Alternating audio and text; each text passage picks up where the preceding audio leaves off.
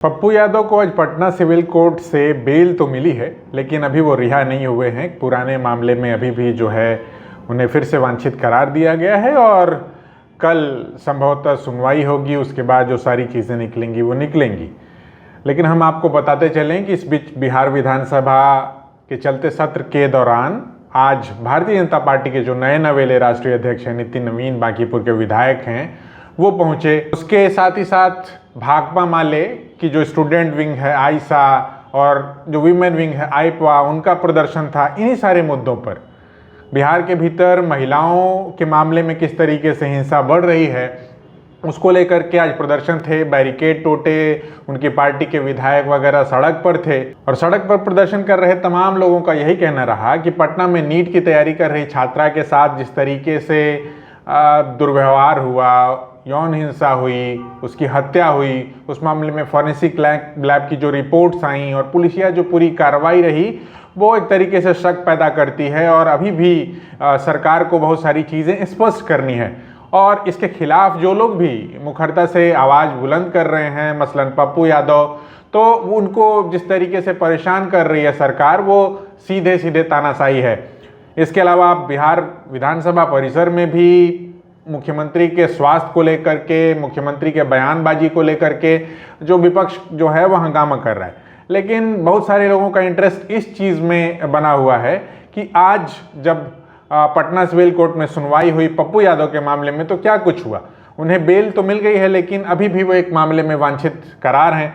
ऐसा कहा जा रहा है कि इस मामले की सुनवाई कल होगी। हम आपको बताते चलें कि करीब 31 साल पुराना मामला है जिसमें उन पर किसी के घर को किराए पर लेने और बाद के दिनों में कब्जा कर करके पार्टी का कार्यालय वगैरह खोलने का आरोप लगा था। उस मामले में FIR हुई थी और वो मामला इस बीच खुला। कहा गया कि उनको कई बार समन जारी हुआ, लेकिन जब वो उपस्थित नहीं हुए या उनकी ओर से कोई जवाबदेही तो कुर्की जब्ती। हालांकि वो एक निर्वाचित सांसद हैं, भले ही स्वतंत्र हों, और वो सदन की कार्रवाई से लेकर के अलग अलग जगहों पर दिखाई पड़ते हैं। इस बाबत उन्होंने आज अपने सोशल मीडिया हैंडल पर भी निजी सचिव के हवाले से सारी कहानी लिखी कि किस तरीके से वो मुख्यमंत्री के समक्ष से लेकर के प्रधानमंत्री तक के मंच पर जो है शिरकत करते रहे हैं, आते जाते रहे हैं। ऐसे में कोई वो भगौड़े तो हैं नहीं कि उनके लिए कुर्की जब्ती जो है वो जारी करनी पड़ गई। तो बहुत सारे लोगों का इंटरेस्ट इसमें है कि अब क्या हो रहा है।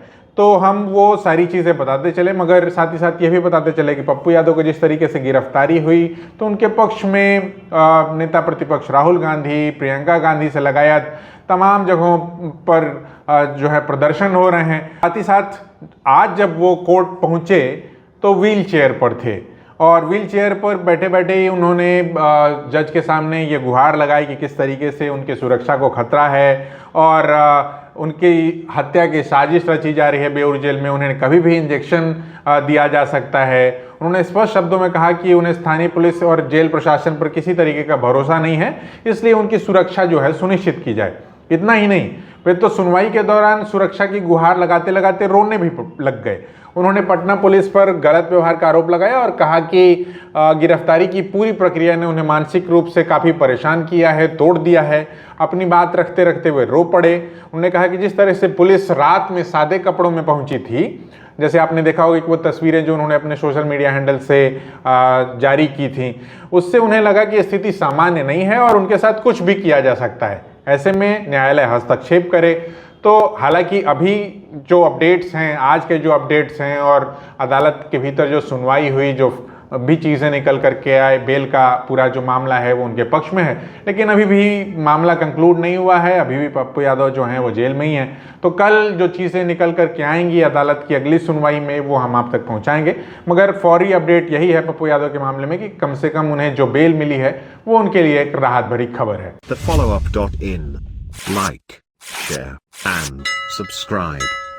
www.thefollowup.in